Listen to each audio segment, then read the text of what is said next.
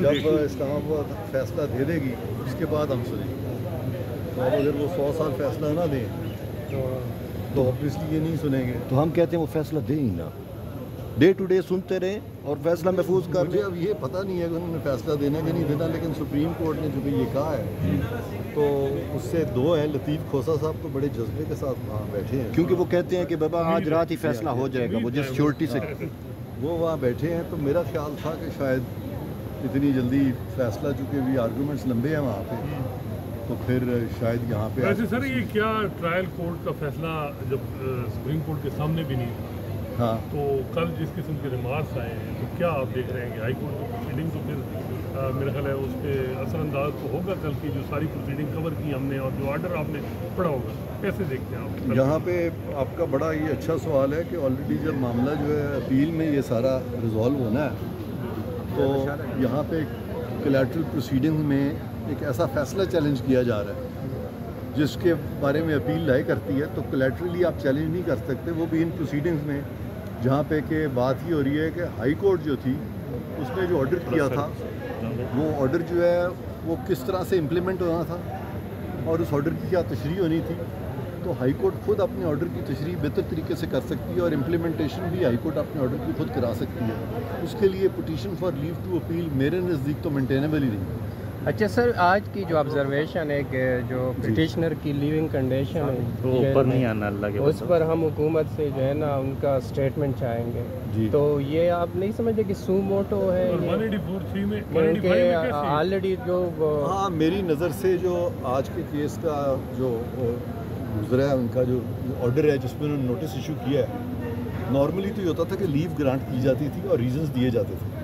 تو یہاں پہ پیرا 3 ہے غالباً جس میں کہ ریزن کوئی نہیں دیا گیا, بلکہ کہا گیا ہے کہ بہت اہم کویسچنز ریز ہو گئے ہیں. تو سپریم کورٹ اس طرح سے میرے نزدیک نہیں لکھ سکتی کہ اہم کویسچنز ریز ہو گئے ہیں, بلکہ بتانا چاہیے کہ وہ کون سے اہم کویسچنز ہیں اور اس کے بعد پھر نوٹس ہوتا ہے.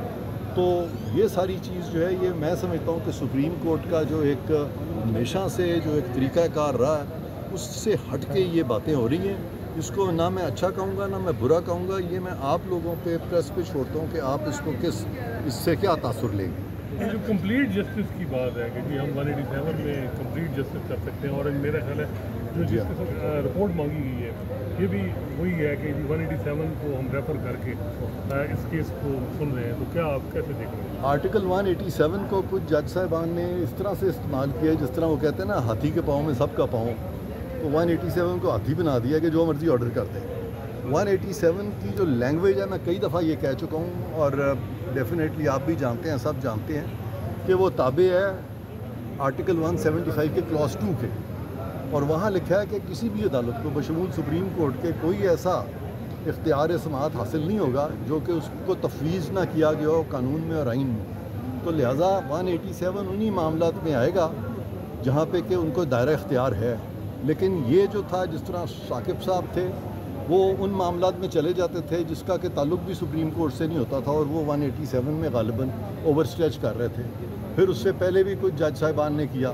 تو یہ جو 187 کا جو ایک ادراک کچھ ججوں کو ہو رہا ہے وہ آئین کی منشا ایسے نہیں ہے.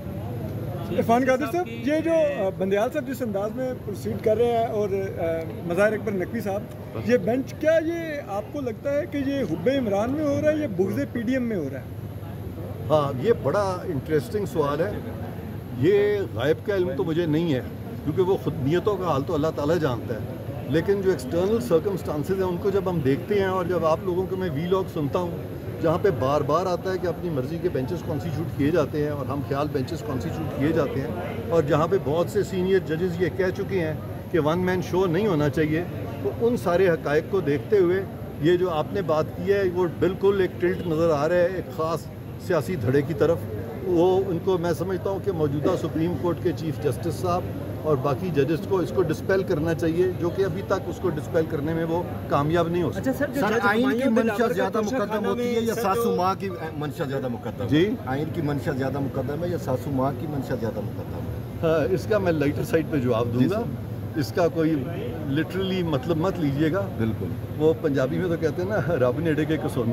صحیح ہے. تو اس لیے وہ کانسٹیٹیوشن قریب ہے کہ ساسو ماں, تو میں اس سے زیادہ کچھ نہیں کہوں گا. اور میرا قطن کوئی علم نہیں ہے بندیال صاحب کی طرف یا ان کی ساسو ماں کی طرف، میں ان سب کی بڑی عزت کرتا ہوں۔ اچھا سر، کل کا جو آرڈر ہے اس میں ٹرائل کورٹ کے حوالے سے یہ کہا گیا کہ جلد بازی کی ہے، تو جو سپریم کورٹ اس وقت جو ہو رہا ہے، تو آپ نہیں سمجھتے کہ سپریم کورٹ کے بہاف سے بھی یہی کام ہو رہا ہے؟ دیکھیں کل کا جو آرڈر ہے جس کے بارے میں کہا گیا کہ جلد بازی کی گئی ہے، وہاں پہ تو جج صاحب جو تھے وہ بڑے آرام سے انتظار کر رہے تھے، 1 گھنٹے 2 گھنٹے 3 گھنٹے 4 گھنٹے 5 گھنٹے کے بھی آگے اپنا موقف بیان کریں، آگے اپنا موقف بیان کریں۔ میں حیران ہوا اس آرڈر کو دیکھ کے جس میں نوٹس ایشو کیا گیا ہے اور کہا گیا ہے کہ ایز اف وہ ان کو انہرڈ کنڈیم کر دیا گیا ہے۔ جو شخص اپنا ہیئرنگ کی اپرچونٹی کو خود ہی ضائع کرنا شروع کر دے، آئے ہی نہ، اس کو کیسے کہہ سکتے ہیں کہ اپرچونٹی آف ہیئرنگ نہیں دی گئی؟ تو میرے تو بڑے تحفظات ہیں اس آرڈر کے بارے میں جو انہوں نے کل پاس کیا۔ عرفان قادر صاحب، جی بندیال صاحب کا ایک سیکنڈ آپ کا سوال تھا، آپ کا 1 سیکنڈ۔ ہاں سر، توشہ خانہ کیس کے حوالے سے جو جج ہمایوں دلاور نے فیصلہ دیا اور کہا جا رہا ہے کہ حق دفاع میں نہیں دیا گیا، اس کے علاوہ جلد بازی کا مظاہرہ کیا گیا ہے کہ دن میں 3 بار جو ہے انہیں صرف آدھے گھنٹے یا گھنٹے 1.5 گھنٹے کی مہلت دی گئی، کیا آپ نہیں سمجھتے یہ پولیٹیکل وکٹمائزیشن ہے؟ جس طرح نواز شریف صاحب کو کیا گیا تھا وکٹمائز پولیٹیکلی، اب عمران خان صاحب؟ ہاں نہیں، یہ پولیٹیکل وکٹمائزیشن اس لیے نہیں ہے کہ گواہ جو ہے اگر اپنا وہ بیان دیتا ہے اور پھر وہ کہتا ہے کہ جی ہمارے 4 گواہ اور آئیں گے یا 6 گواہ یا 10 یا کل کو کہہ دیتا ہے میں 100 گواہ کرانا چاہتا ہوں، تو پھر جج یہ نہیں دیکھے گا کہ اس کی ریلیونس کیا ہے اس ایویڈنس کی جو آنے والا ہے، خاص طور پہ جہاں ڈائریکٹ ڈاکیومنٹری ایویڈنس آ جائے تو وہاں پہ تو ویسے ہی اورل ایویڈنس ایکسکلوڈ ہو جاتا ہے، اور غالباً یہی جج صاحب کے ذہن میں بھی تھا، اور یہ جو قانون شہادت کے جو پرنسپلز ہیں، جو اصول ہیں، وہ اتنے ٹھوس ہے ایویڈنس ایکٹ میں جو دیے ہوئے ہیں کہ اس پہ جج کو بالکل یہ اختیار ہے کہ وہ کہہ دے کہ یہ آپ 50 گواہ 10 گواہ 4 گواہ یہ سارے ریلیونٹ ہیں، اور یہی انہوں نے کیا ہے اور ٹھیک کیا ہے۔ سر، تحریک انصاف نے توشہ خانہ کیس کے مینٹینیبلٹی کو چیلنج کیا تھا ہائی کورٹ میں، لیکن اس کا فیصلہ نہیں آیا اور فیصلے سے پہلے جج ہمایوں دلاور نے فیصلہ دیا، تو کیا سر آپ نہیں سمجھتے کہ ہائی کورٹ کے فیصلے کا انتظار کرنا چاہیے جج ہمایوں دلاور؟ میں تو بالکل، یہ ہمایوں دلاور نے انتظار کیا نا جی، ہائی کورٹ نے یہی کہا تھا نا کہ اپنا موقف جو ہے ان کے آگے پیش کریں، ہمایوں دلاور صاحب کے آگے، اور ہاں، اور وہ اس پہ انتظار کرتے رہے۔ انہوں نے کہا جی آئیں موقف دیں، جیسے ہائی کورٹ نے کہا ہے کہ ہم موقف سننے کو تیار ہیں، آئیں۔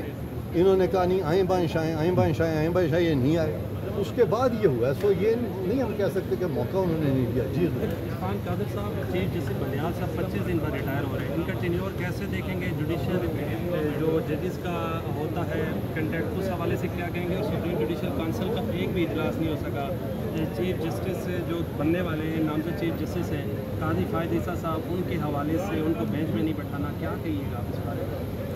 بندیال صاحب ایز چیف جسٹس، میں جو سمجھتا ہوں انہوں نے کورٹ کو اور ججز کو اپنے ساتھ کیری نہیں کیا، ان سے مشاورت بھی اتنی نہیں کی۔ جوڈیشل کمیشن میں بھی کچھ ایسے واقعات ہوئے جہاں پہ کہ ٹینشن کا سا سما نظر آیا جج صاحبان کے درمیان، تو چیف جسٹس کے لیے بہت ضروری ہے، اور خاص طور پہ ججز کے کوڈ آف کنڈکٹ میں بھی لکھا ہوا ہے کہ اپنے ساتھی ججوں سے آپ ایک ہم آہنگی رکھیں گے۔ وہ ہم آہنگی جو ہے وہ بندیال صاحب میرے نزدیک رکھنے میں کامیاب تو کیا ناکام ہوں۔ عرفان قادر صاحب، 90 دن میں انتخابات ہوتے نظر آ رہے ہیں آپ کو؟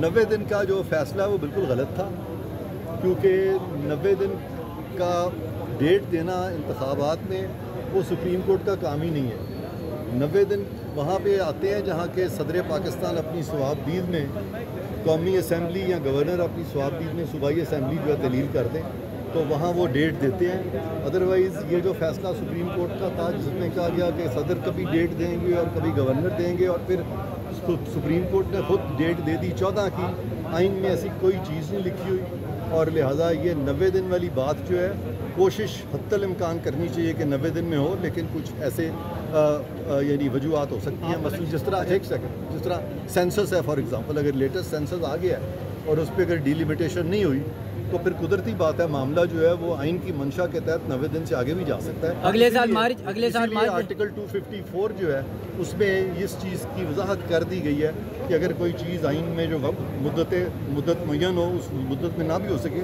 تو پھر بھی آپ اس کو کریں گے، اس سے وہ انویلڈ نہیں ہو۔ اچھا سر، پارلیمان نے قانون سازی کی تھی اور اس میں اختیار جو ہے تاریخ دینے کا الیکشن کمیشن کو دے دیا تھا. اب صدر نے دوبارہ میرے خیال نومبر کی کوئی تاریخ دی تھی. اس کو آپ کیسے دیکھ رہے ہیں؟ غلط کیا صدر صاحب نے. صدر صاحب کا کوئی قانون میں آئین میں رول ایسا نہیں ہے، اور ویسے بھی اگر ان کا کوئی ایسا منصب جو ہے ان کے فرائض منصبی میں شامل بھی نہیں ہے تاریخ دینا، تو وہ کر ہی نہیں سکتے. اور اگر فرائض منصبی میں کچھ شامل بھی ہو تو وہاں پہ آرٹیکل 48(1) بھی ہے، جس کے تحت صدر پابند ہیں اپنے جو بھی وہ کام کریں گے، یعنی جو بھی فرائض منصبی ادا کریں گے وہ وزیر اعظم کے مشورے کے پابند ہیں وہاں پہ. سر یہ بتائیے گا، جس طرح آپ یہ بات کر رہے ہیں سر قانون بعد میں بنایا گیا ہے، اور سر آئین کے اندر یہ لکھا ہوا ہے کہ صدر کے پاس اختیار ہے کہ الیکشن کے لیے تاریخ دے دے. تو سر کیا آئین جو ہے آئین سپریم نہیں ہے سر قانون سے؟ اور سر وہ صدر بھی تو 186 آرٹیکل کے ذریعے سپریم کورٹ سے آپ کو شاید میری بات سمجھ نہیں سکے آپ، یا میں سمجھا نہیں سکا. آئین بالکل سپریم ہے، اور یہ جتنے معاملے ہمارے سامنے ان اسمبلیوں کی تحلیل کے ہیں، وہاں پہ صدر نے اپنی صوابدید میں چونکہ تحلیل نہیں کی، اور اگر صدر اپنی صوابدید میں تحلیل نہ کرے تو آئین میں کہیں نہیں لکھا ہوا کہ ڈیٹ صدر دے. Thank you sir. تھینک